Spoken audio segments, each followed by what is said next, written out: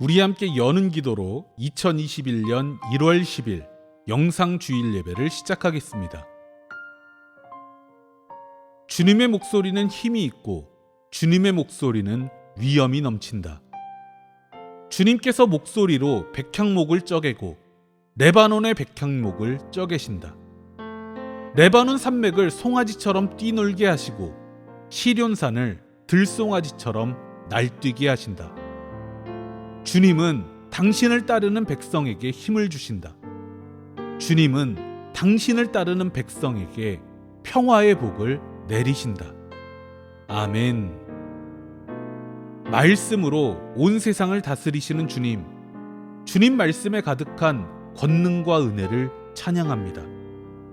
오늘은 주님께서 세상을 향해 자신의 신성을 드러내신 주현우 첫 주일입니다. 우리는 주님의 신성이 주님 말씀 속에 있음을 압니다. 말씀 속에서 주님을 발견하고 말씀 속에서 능력을 얻는 우리가 되게 하옵소서. 날마다 주님 말씀을 묵상하며 주님과 동행하게 하옵소서. 주님의 신성이 우리에게 사랑의 빛으로 임재하셨음을 기억합니다. 우리도 늘 따뜻한 사랑으로 주님의 빛을 비추는 믿음의 사람들이 되게 하옵소서. 우리 교회 가까운 곳에서 입양아이가 희생되는 끔찍한 사건이 있었습니다.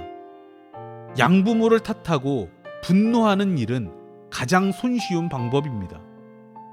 개인에게 모든 책임을 떠넘기는 낡은 시스템을 개선하고 사랑을 제도화하는 일에 지혜와 노력을 모으는 우리 공동체가 되게 하옵소서. 주님 말씀이 우리 삶을 변화시키실 줄 믿으며 예수님 이름으로 기도합니다. 아멘.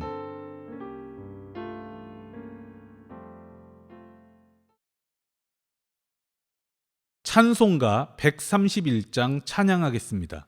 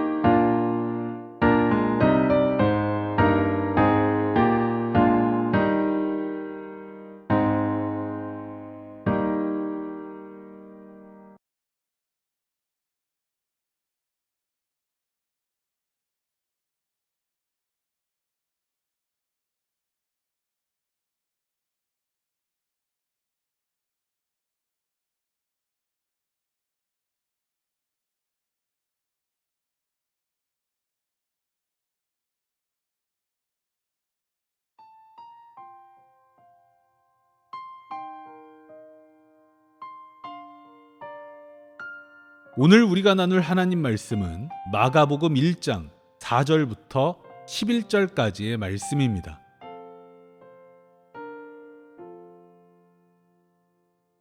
세례자 요한이 광야에 나타나서 죄를 용서받게 하는 회개의 세례를 선포하였다. 그래서 온 유대 지방 사람들과 온 예루살렘 주민들이 그에게로 나아가서 자기들의 죄를 고백하며 요단강에서 그에게 세례를 받았다. 요한은 낙타털옷을 입고 허리에 가죽띠를 띠고 메뚜기와 들꿀을 먹고 살았다. 그는 이렇게 선포하였다. 나보다 더 능력이 있는 이가 내 뒤에 오십니다. 나는 몸을 굽혀서 그의 신발끈을 풀 자격조차 없습니다. 나는 여러분에게 물로 세례를 주었지만 그는 여러분에게 성령으로 세례를 주실 것입니다. 그 무렵에 예수께서 갈릴리 나사렛으로부터 오셔서 요단강에서 요한에게 세례를 받으셨다. 예수께서 물속에서 막 올라오시는데 하늘이 갈라지고 성령이 비둘기같이 자기에게 내려오는 것을 보셨다. 그리고 하늘로부터 소리가 났다. 너는 내 사랑하는 아들이다. 내가 너를 좋아한다. 아멘.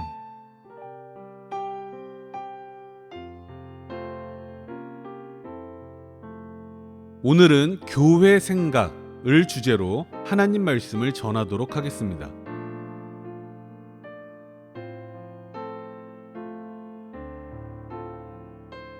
오늘은 주연후 첫 주일입니다.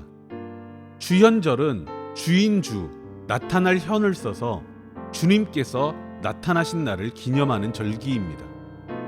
12월 25일은 예수께서 태어나신 성탄절, 1월 6일은 예수님께서 나타나신 주연절입니다.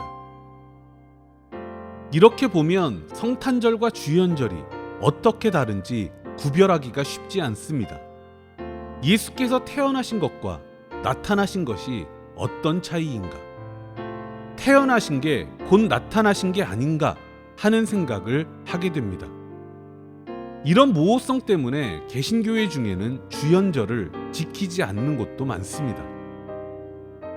주연절이 어떤 절기인지는 이웃 종파에서 사용하는 용어를 살펴보면 보다 쉽게 알 수 있습니다. 가톨릭과 성공회에서는 주현 대신 공연이라는 용어를 사용합니다. 동방정교회에서는 신년이라는 용어를 사용합니다. 이 용어는 예수님의 신성이 공적으로 세상에 나타나신 날을 뜻합니다. 주현절의 문제는 여기에서부터 시작입니다. 예수님의 신성이 공적으로 세상에 나타나신 날을 언제로 볼 것인가 하는 논쟁 때문입니다. 이런 논쟁은 복음서에서 기인합니다. 복음서는 예수님의 출현에 대해 서로 다른 기술을 하고 있습니다. 성탄 이야기로 시작하는 마태와 누가는 예수님의 출생을 신성의 공적인 출현으로 기록합니다. 반면 마가와 요한은 예수께서 요한에게 세례받고 공생애를 시작하는 장면을 신성의 공적인 출현으로 기록합니다. 이런 차이가 발생한 이유는 복음서 저자들 사이에 어떤 논쟁이 있어서가 아닙니다. 복음서 저자들은 자신이 처한 상황에 따라 예수에 대해 강조하고 싶은 포인트가 조금씩 달랐을 뿐입니다.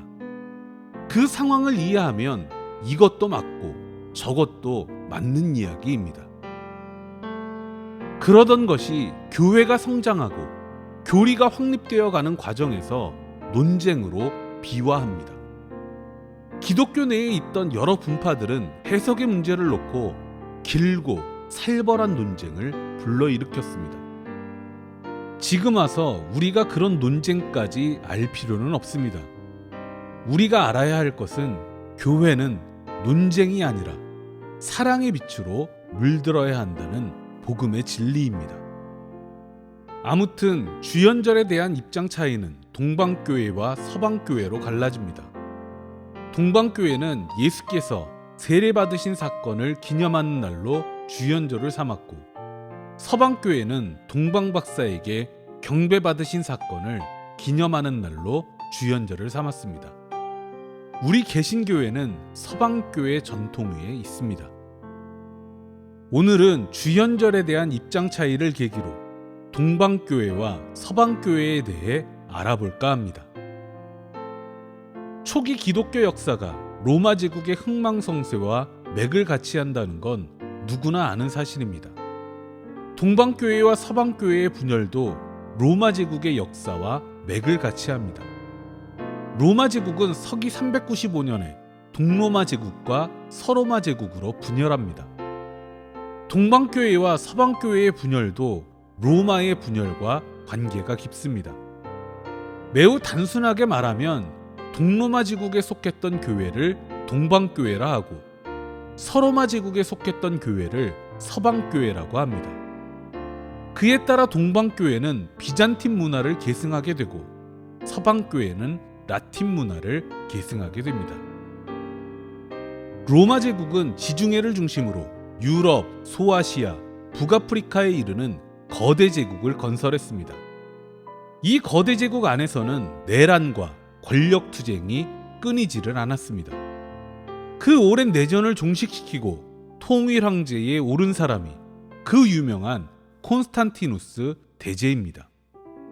콘스탄티누스는 밀라노 칙령을 통해 기독교를 공인했고 로마 제국의 수도를 콘스탄티노플, 지금의 이스탄불로 이전했습니다.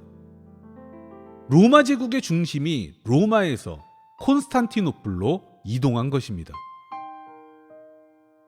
그러나 불행하게도 콘스탄티누스가 죽자 로마 제국은 다시 혼란에 빠졌습니다. 40여 년의 혼란 끝에 통일 황제로 등극한 사람은 테오도시우스 1세였습니다. 그는 로마 제국사에 커다란 두 가지의 족적을 남겼습니다. 하나는 기독교를 로마의 국교로 채택한 것입니다. 로마 제국이 기독교 국가가 된 것은 테오도시우스 1세의 역할입니다. 다른 하나는 로마 제국을 아예 동로마 제국과 서로마 제국으로 양분해버린 것입니다. 그는 죽으면서 제국을 양분해 두 아들에게 하나씩 물려줬습니다. 제국은 동로마 제국과 서로마 제국으로 분리되었지만 그 후로도 700여 년 동안 교회는 하나의 보편교회를 유지했습니다. 동서교회가 분열하기 전까지 교회의 중심은 콘스탄티노플 교회에 있었습니다. 당시 보편교회는 콘스탄티노플 교회를 중심으로 예루살렘 교회, 안디옥 교회, 알렉산드리아 교회, 로마 교회 5교구로 나뉘어져 있었습니다. 로마 교회는 서로마 제국에 속했지만 콘스탄티노플 교회의 감독을 받았습니다.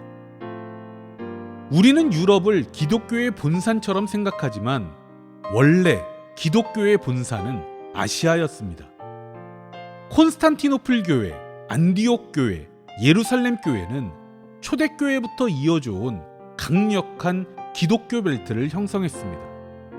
그만큼 아시아 교회는 크고 강했습니다. 그러던 것이 7세기부터 분열의 조짐이 일어납니다. 교세가 약했던 로마 교회는 7세기 수도원 운동이 성공을 거두면서 유럽 대부분을 기독교로 개종시키는데 성공했습니다. 이탈리아 반도 인근에 고립돼 있던 기독교가 유럽 전역으로 전파된 것이 이때입니다. 서유럽 전역을 교구로 확장한 로마 교회는 콘스탄티노플의 영향력에서 벗어나고자 했습니다. 결정적인 계기는 726년 동로마 제국 레온 3세가 내린 성상 파괴령이었습니다. 레온 3세는 막대한 부를 소유하고 타락해가는 교회와 우상 숭배가 돼버린 성상 숭배를 개혁하기 위해 교회에 성상 파괴령을 내렸습니다. 이때 로마의 대주교였던 그레고리오 2세는 성상 파괴령을 거부하고 황제에게 도전합니다. 로마의 대주교들은 보편교회에 소속된 교구의 장이 아니라 스스로 교황이 되기를 원했습니다. 때마침 이슬람의 침략으로 콘스탄티노플은 약화되고 있었습니다. 서로마 제국은 일찌감치 멸망했지만 그 덕분에 교황은 교회를 기반으로 전 유럽에 가장 큰 영향력을 끼칠 수 있었습니다. 이에 로마 교황 레오 3세는 중부 유럽을 통일한 프랑크 왕국을 등에 업고 보편교회로부터 독립을 도모합니다.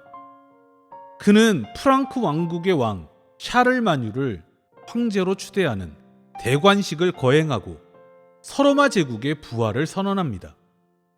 이것은 더 이상 콘스탄티노플의 간섭을 받지 않겠다는 정치적인 선언이었습니다. 그러나 천년을 이어온 전통과 시스템이 몇 가지 정치적 결정으로 무너질 리 없었습니다. 수많은 논쟁과 다툼 속에서도 콘스탄티노플 교회와 로마 교회는 밀접한 관계를 이어갔습니다. 1054년 교황의 수익권 문제로 서방교회가 보편교회에서 탈퇴를 선언한 후에도 교류는 계속되었습니다. 동서교회가 완전히 결별하게 된 사건은 1204년에 벌어집니다. 예루살렘 성지를 수복하겠다며 출정한 로마 교회 소속 4차 십자군이 콘스탄티노플을 침략해 약탈을 자행한 것입니다. 이로 인해 동방교회와 서방교회는 완벽히 결별합니다. 이때부터 동서교회는 최근까지 근 800년 동안 각자의 방식으로 발전해 왔습니다. 그러다 보니 신학과 교리, 전례에 있어서 큰 차이가 있습니다. 동방교회는 오늘날 정교회로 계승되었고 서방교회는 가톨릭교회와 개신교회로 계승되었습니다. 긴 역사적 과정을 따라오느라 수고 많으셨습니다. 거의 다 왔습니다. 동방교회와 서방교회는 서로 다른 전통을 따르다 보니 성탄절과 주연절도 서로 다른 날에 지킵니다. 두 교회 모두 12월 25일을 성탄절로 1월 6일을 주연절로 지킨다는 점은 동일합니다. 다만 두 교회가 사용하는 달력이 다릅니다. 서방교회는 우리가 흔히 양력이라고 부르는 그레고리력에 따라 절기를 지킵니다. 그러나 동방교회는 율리우스력을 따릅니다. 지금 율리우스력은 그레고리력보다 13일이 늦습니다. 그래서 율리우스력의 12월 25일은 그레고리력의 1월 7일이 됩니다.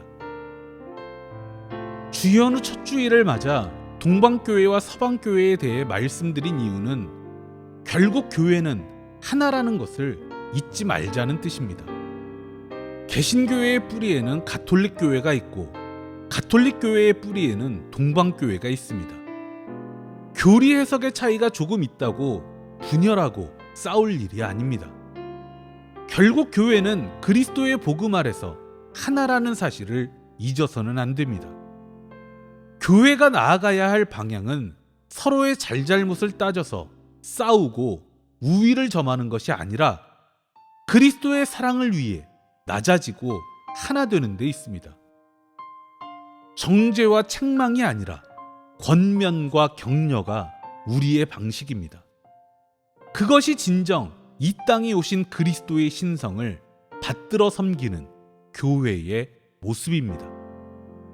서로 사랑하고 이웃을 사랑하는 데 있어 날마다 조금 더 잘하는 우리가 됩시다. 기도하겠습니다. 퇴색하지 않는 사랑의 빛으로 주님을 드러낼 수 있는 우리 교회가 되게 하옵소서. 예수님 이름으로 기도합니다. 아멘.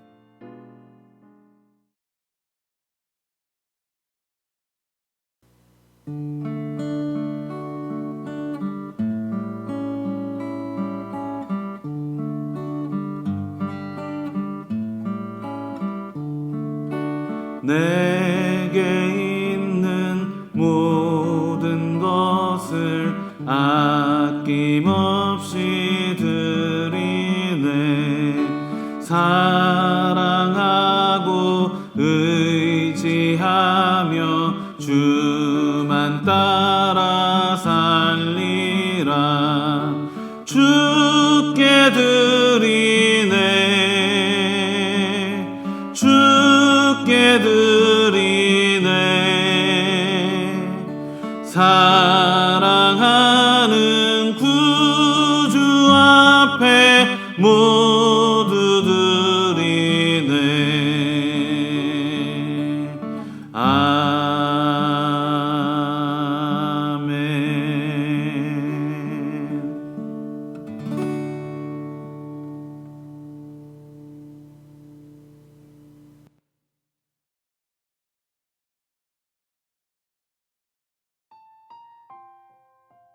축도하겠습니다. 지금은 우리 주 예수 그리스도의 은혜와 주 하나님의 지극하신 사랑하심과 우리 안에서 소통하시는 성령님의 그 크신 은총이 서로 사랑하며 하나 되는 교회를 세우기로 결단하는 주님의 성도들 머리머리 위에 이제로부터 영원토록 함께 하시기를 축원합니다. 아멘.